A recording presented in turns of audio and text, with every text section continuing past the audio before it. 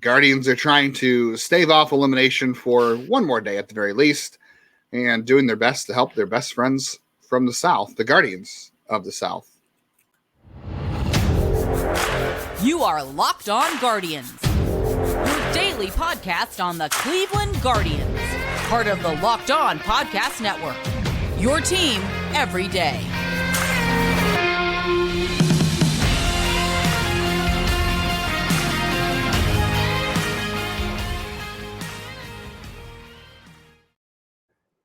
Hello, everyone, and welcome to the show. I currently have the game going in the background, so if I get choppy, it'll get turned off. But I want to thank you for joining us on the show today, and a big thank you to today's sponsor. Go to birddogs.com/LockedOnMLB or enter the promo code LockedOnMLB for a free water bottle with your order. You won't want to take your bird dogs off, we promise you. I am Jeff Ellis. Again, we're going to state this with the new fast channels. There are new watchers. So Jeff Ellis started out at Indians Prospect, then became Indians Baseball Insider. And then I spent about 4 years as the lead prospect and draft analyst at Scout and 24/7 on pretty much every drive time radio across the country except for Cleveland for whatever reason. But Cleveland loves the draft, Jeff. Yeah, you know, they've been too good under Tito for them to be there. Not all the time. My first, I mentioned this to you, Mark Schwab. That's the guy who gave me my first ever radio spot. So I'll remember that. And TJ was always kind to me back when he was at 92. But Texas was the worst experience. So we can save that for another day. But I had a god awful experience with Texas. If you've been on the radio, you've been there. There's always one memory that is worse than the others. I've been there myself. Justin Ladd, I was at Indians Baseball Insider as well at one point. Not while Jeff was there, but a little bit after. And then it became Guardians Baseball Insider. And I was the editor there for a little bit as well. I've also covered prospects and the Guardians and /Indians for the last 10 years between the Morning Journal, the News Herald, GBI, IBI, and Prospects Live. And now a year here with you, Jeff, as we wrap up a very interesting year. Guardians, they're tuning in. We're recording as the Guardians are up 5-2 in the ninth inning. Emmanuel Clase looking for save 42. Trying to give up a walk. Yeah, trying to. Even though he got ahead in this count. What do we want to start with? Do we I know our thing says Josh Naylor. Do we want to start there? Do we want to start with the Stephan of it all, since that's fresh in our mind? That was our pre-show debate. Do you want to? Yeah, we can start. So yeah, a couple of things we're going to get to today is Josh Naylor's closing out on RBIs. We'll have a little debate about that and look at some historical stats. Trevor Stephan's had a weird year. Hunter Gaddis had a good start on Thursday. We can talk about his role for next year, and then some other minor league banter at the end here. The Trevor Stephan thing was kind of the big piece for us pre-show tonight. He didn't give up the lead. They gave up the tie, but he's had a rough month of September. I think it is the second ERA really this month his ERA this month is like over 10. I think it's 12.79 before coming into this game. So his year has been so up and down. I mean, he was great in April, 146, 245 in May. That's good, even though the slash line looks pretty ugly that month. He survived. June, 386. Ironically, this is why reliever ERA is deceiving, because he had a higher ERA in June than May, but the hitter slash line was much worse in June. July, we remember the blow up he had in Texas and how bad he was, and then in Kansas City. And then August, he came back at a 1.38 ERA. It looked like he was fixed. And now we have to wonder how much are you counting on him to be your lockdown eighth inning guy in 2024? The nice thing is, even with his contract, you're not paying him that much. I'm not saying they're going to move on from him, but at 4 years making $2.5 million, it's like that's peanuts. Honestly, for relief help. So you find a way to make it work. You get more in arbitration somehow. Yes. And it is frustrating because he is the greatest Rule 5 pick in franchise history. We don't need to go into all the players they've lost, but he's number one. Tom Waddell, the Scotsman, is number two. But for Stephan and his struggles, we were diving through the numbers, and on a very basic level, he is getting hit harder, and they're able to, the launch angle has changed, the hard hit percentage has changed. So what's going on? We looked at his pitches. Most of his pitches are similar to a year ago, but they are really teeing off on that slider to the point that looking at the data, it feels like he's tipping his slider somehow. That is my take on it. I don't know how he's doing it, and I'm not great at identifying such things in general, but his pitches are all having about the same movement, rotation, spin. Fastball velocity is down a little, but that pitch has been really effective according to the data. And the big thing, it's like walk rate is only up 2%. That's not a huge shift, but his like batters last year, he was like 98th percentile in hard hit percentage, and this year he's down in the 30s. Like it is a pretty big shift, even though it's not a huge movement. There's some shifting, and that's the thing. He's just getting hit hard this year. Guys are able to tee up, and it's mostly on that slider. His breaking balls are not effective, and that's just why I can't help but wonder, like, is he somehow tipping his pitches? It really does feel like the only thing that makes sense if you look at the numbers. I mean, the fastball is getting hit still kind of hard, although not as hard as last year. I mean, teams are slugging the same against it almost as last year. They're hitting it in play a little bit less. The splitter is still great. Like, still has positive run value, +6 and run value. The four-seamer +4 for the splitter, which it was both good a year ago. The slider has gone from a +2 in run value to a -4, and a run value on a rudimentary level is just kind of like, how good is that pitch at preventing runs? So if it's a plus, it's good. If it's a negative, it's bad. So all of his pitches last year were plus. This year, they're all plus except for the slider, which is, again, gone from +2 to -4, which is not good. And you look at the batted ball, or the batted ball direction too. Guys are, like you said, they're hitting the ball in the air more against him, and they're pulling it more, 41% pull rate. So that would suggest, right, that he is probably either hanging some sliders, or like you were saying before the show, not to take credit for your analysis here, but when you know a slider's coming, if you put one up there, guys turn on it and they hammer it. It's one of the easier pitches to turn on when you know it's coming. Yeah, ask Jose Altuve, right? I'll be kind tonight. I'll be kind. It's someone's being comical. I'll go ahead and say that, since someone said apparently I don't know any other words for comical. I said probably humorous. I'll just say that it is comical. I'm being facetious, okay, Jeff, or whoever made that comment. That's my daughter's favorite line. Are you being facetious? So facetious. Yes, that's the one. I'm not super facetious. I'm just a little bit. I am facetious. You're facetious, but yeah, it's. I don't know. Like I said, we don't have. It's just. Do you think that Stephan can be? Are you comfortable going in the next year with Stephan as your setup man? Like, can you be comfortable going to spring training, assuming he is going to be the 8th inning guy again? I don't feel like you need to go out and spend. I mean, I wouldn't mind. Well, they're not going to either way. Yeah, it's like, unless you can bring back like Ronaldo Lopez at his current contract value of like $4 million, I'm not really looking to spend. But it's like, I'm okay with what they have, and that someone's going to emerge. We've seen Sam, and you know what? If it's not Trevor, it should be Henches. Like, it looks like he is finally healthy and back, and he has been fantastic. He's been like he was last year in the second half. So even if it's not him, I feel like I'm feeling good with Henches to Class A. And maybe people don't agree with me. I know the 20 blown saves are pretty much the difference in this division. But then at the same time, it's like no one's bullpen is perfect. Yeah, the 20 is a lot between those two guys. But even if they were better, it's like, it could be the difference. But this team has had so many struggles. And I'll go back to it again, that outside of Josh Naylor, everyone is underperforming a year ago. That's all you really need to say. And I'm okay with Henches into Class A when you can see what you have in Stephan, and if Stephan bounces back, then it's a deadly bullpen. It's the bullpen that, like I talked about at the start of the year, and I'm like, this is going to be the best bullpen of our life. And if you want to blame me for jinxing the heck out of this team, like when I used to bash Cole Calhoun and people were like, every single time that I seem to take a strong take, it would go the other way. Maybe this whole bullpen problem, it's not due to Stephan tipping pitches. It's not due to Class A in control in the pitch clock. It's my fault.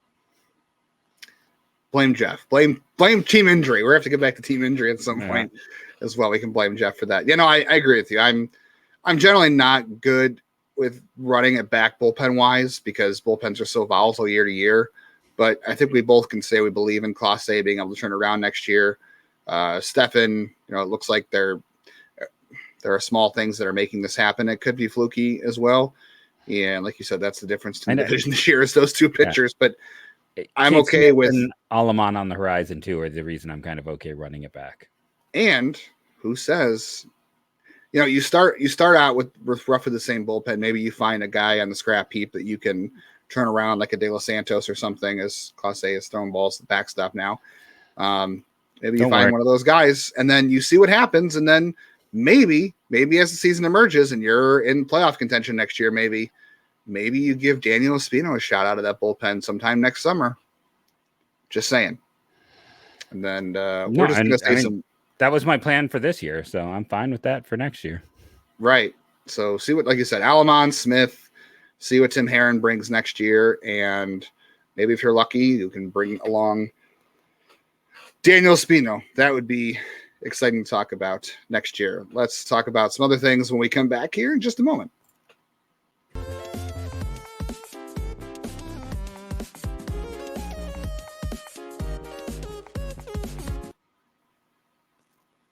Jeff and I both love bird dogs, so much so that Jeff has been wearing his hat on the show every single day. He loves the hat.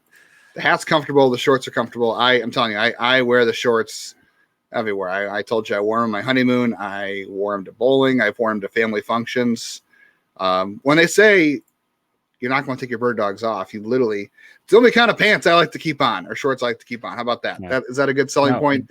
Those are pants I like to keep on. These are literally like shorts that like I'll go through like a whole day and then like fall asleep on the couch and be fine sleeping in them. Like I can wear them for, doesn't matter what I need to do. Chasing the kids, mowing the lawn, going out in public. I'll probably wear a pair tomorrow to work on Friday, dress down a little bit on Friday. So that's what they're great for. They're comfortable and versatile, and they're very funnily named. I can't name any of the names on here or I'd get fired. So you can go check those out for yourself. But right now you're also getting a water bottle with them, and I'm sure it is super high quality because the hat they gave out before was fantastic. I used the Yeti style thermos they gave us. Everything is high quality with bird dogs. Yep. Go to birddogs.com, LOCKEDONMLB, or use the promo code LOCKEDONMLB to get that free water bottle with any purchase. Check out one of our favorite sponsors. The Guardians will wait. We got a double sponsor today. Oh, that's right. We do have a double sponsor today. We have DoorDash today. I used DoorDash just this week, to be honest with you. I had a busy day working from home, and I didn't feel like making anything for lunch, so I used DoorDash to grab something. And the other things I've used DoorDash for the past too is this is great. If you have maybe an elderly parent or a parent or even a friend that maybe isn't able to go out grocery shopping or go out and run some errands, and you want to help them out, maybe you can't. I don't know why I haven't thought to do that with my own dad. I'm going to look it up and see if they deliver to his area.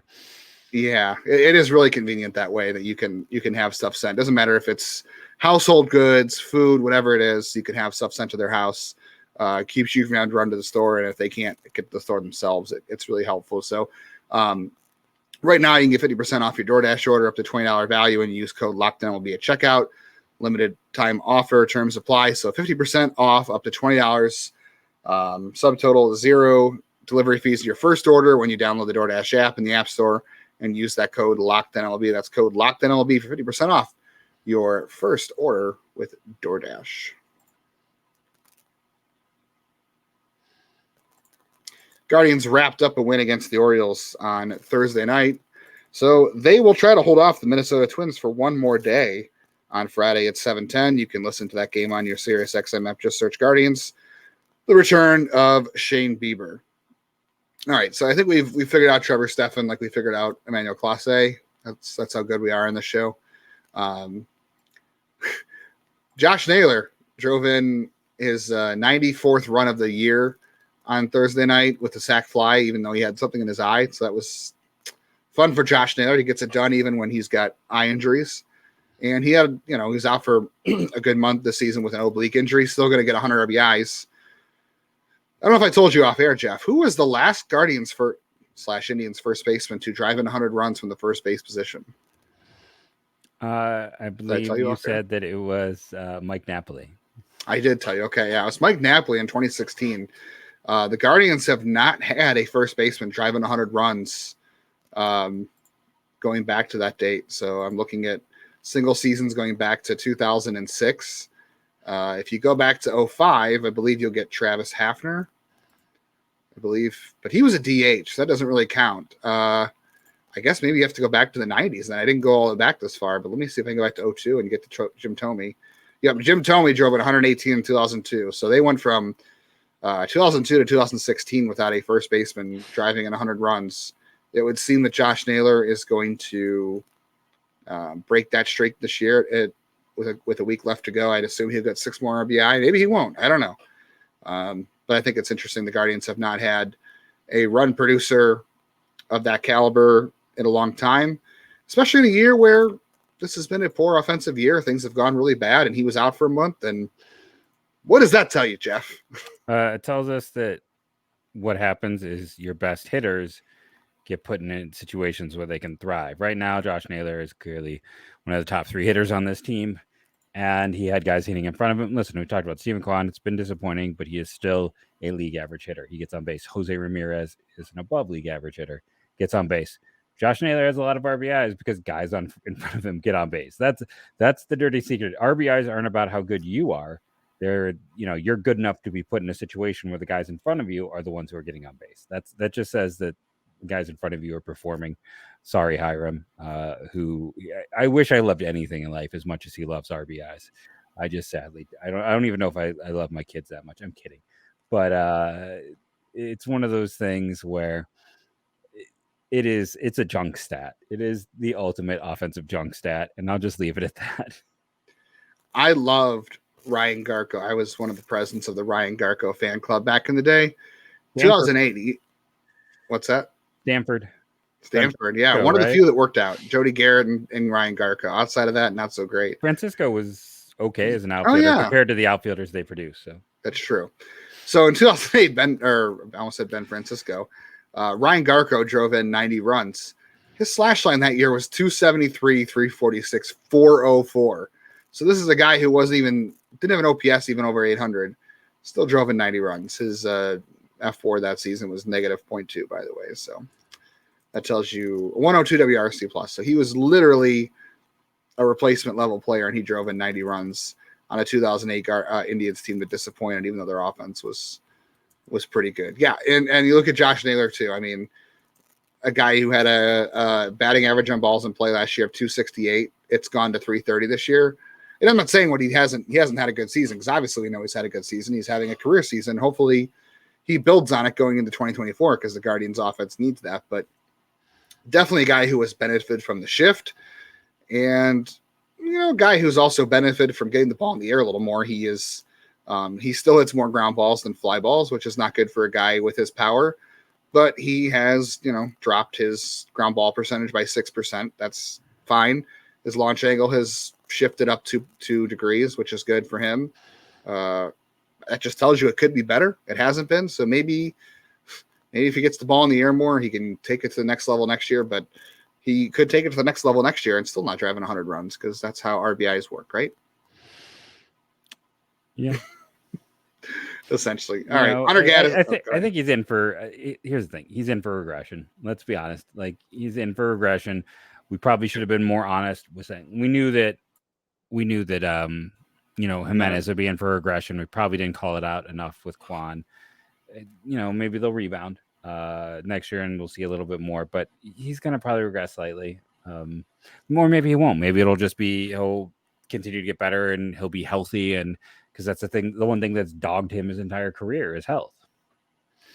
That's true. Before the end of the episode, we are going to talk about a guy that could impact Josh Naylor's health a little bit, possibly.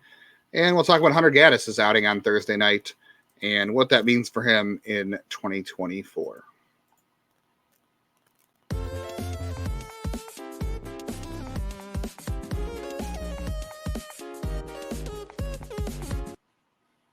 So our good friends over at FanDuel want to take care of you when it comes to things, all things betting. I closed the wrong tab there. So, but what I was going to talk about specifically is I was looking into tomorrow's series. with Shane Bieber on the mound, and the over/under is at 8. And Cleveland's offense has shown a few signs of life of late, and Shane Bieber is going to have a ton of rust.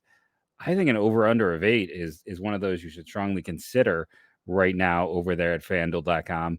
I think that is one heck of one to consider. But right now, snapping into the action this season with FanDuel, America's #1 sportsbook. Right now, new customers get $200 in bonus bets guaranteed when you place a $5 bet.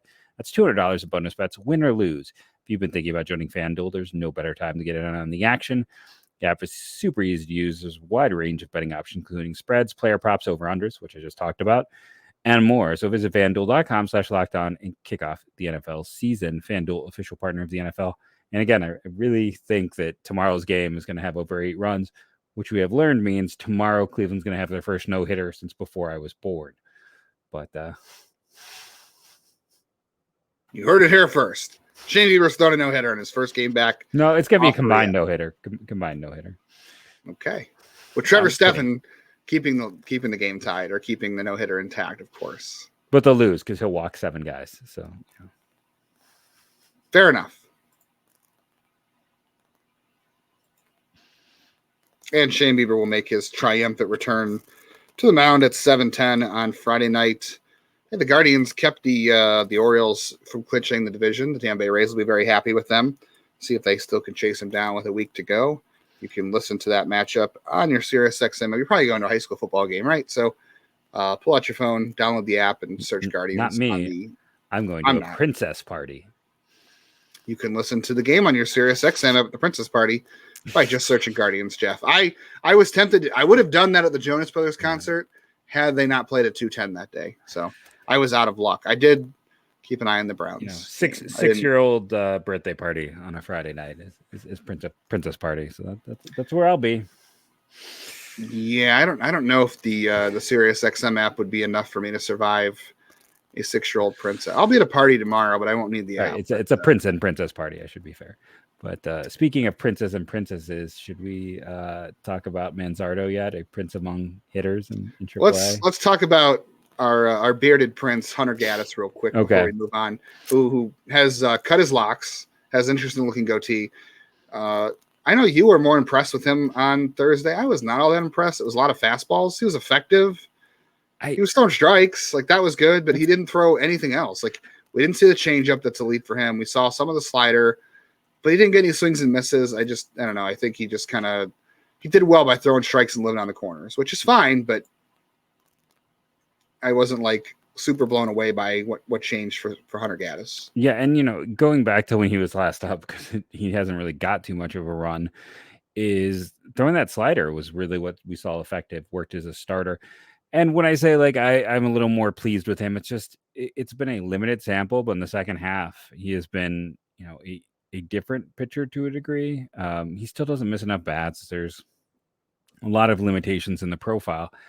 But when you talk about going into next year, right, where you have 6 starters for 5 spots, and it sets them up with a bad free agent market to maybe use one of those starters to help them get a bat that they desperately need. I'm okay with Hunter Gaddis as my 6th starter. That's where I am with him. I think he is a useful, passable. If he's in the Connor Pilkington of a year ago role, I think he's probably going to be just about as productive. I'm fine with that, where he ends up making 10 to 11 starts.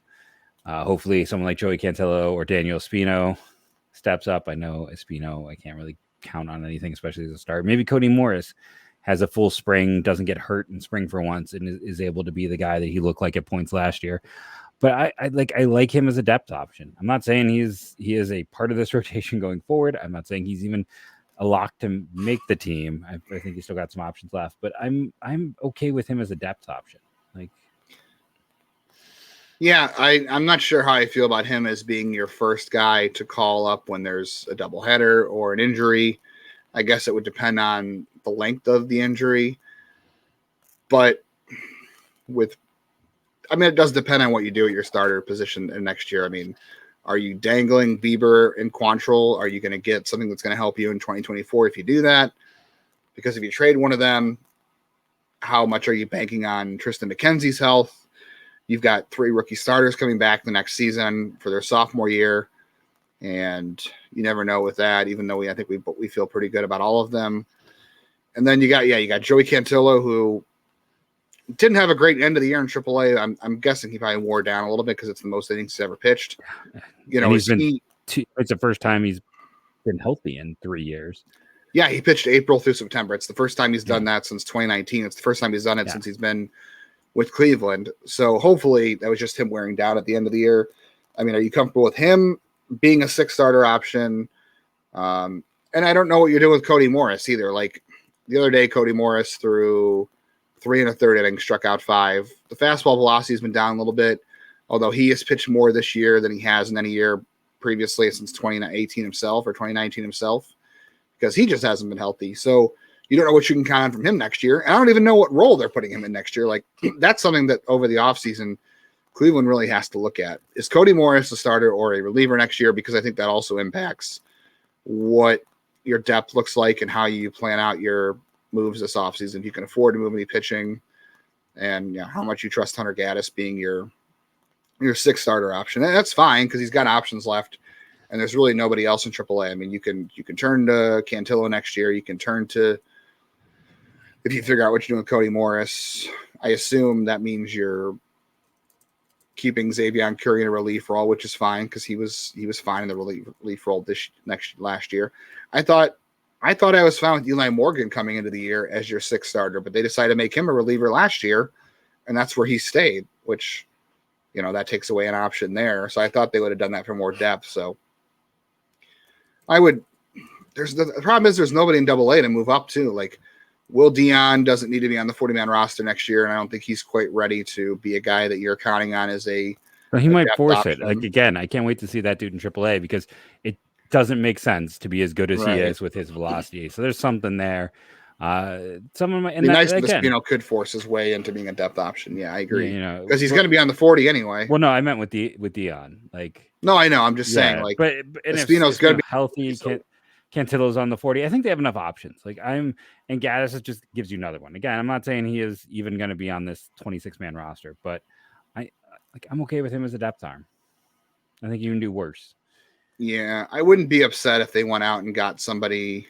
Like, I don't think Zach Plesac is going to be here next year. I think it's almost a guarantee you move on from him. Yeah.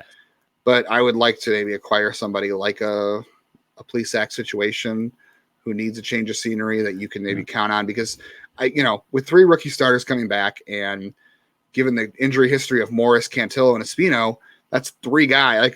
That's why I think it makes sense what you're saying about Gaddis being your depth guy, because he is the one guy who's been healthy at the very least. But but again, when you're banking on McKenzie's health, and if you're keeping Bieber, if you're not, and Bieber's got his own injury questions now, like I don't know.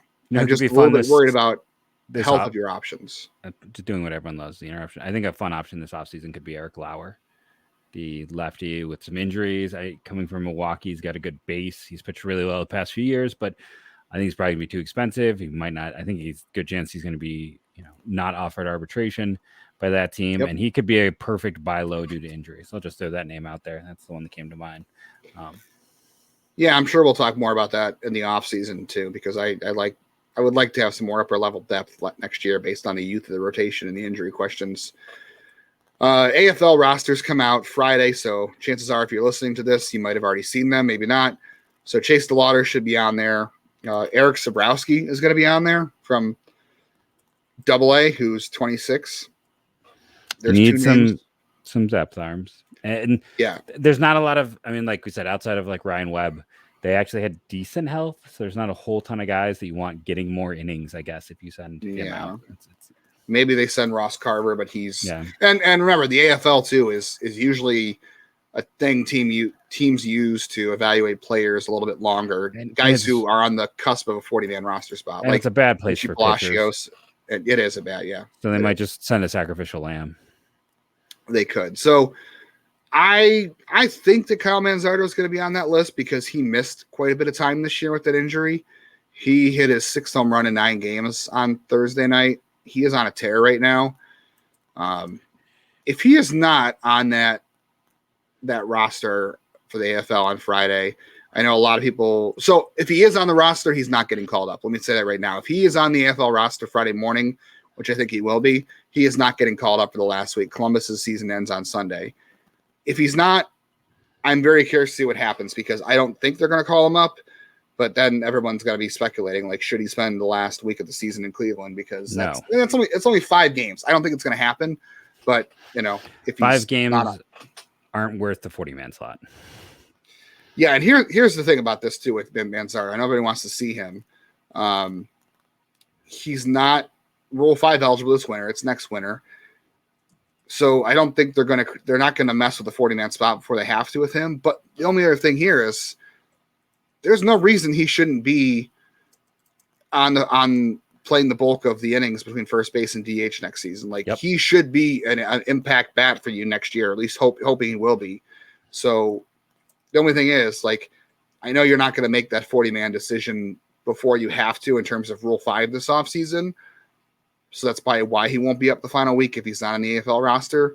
But all the same, he's going to be on. He better be on the 40-man roster in April. That should be the expectation, shouldn't it be? Yeah, and things always get weird. Maybe they'd make a trade and clear some space. Maybe they do something. There's ways to make that. They always work, make a trade on the 40-man deadline day. So, or even like after, like once we get into do something in before the season starts. Maybe a team has an injury. You figure some things out, or like they did with Brennan and some other guys. It's easy to make that trade. So I think some of that can happen, but he should be there. And he is absolutely murdering baseballs. And Aaron Savale, by the way, has an ERA over 5 with the Rays right now. So it's not been great for him. He's had one game where he pitched into the 6th inning and he just got obliterated by the Angels last night. So for everyone complaining, I mean, that trade looks like a pretty big win right now. We'll see. But what is a win is each and every one of you for joining us on this show. We appreciate all of our everydayers, all of our fans. We appreciate all of you. Thank you very much. Remember to rate and review, download daily, do your part. It helps, and go Guardians, go.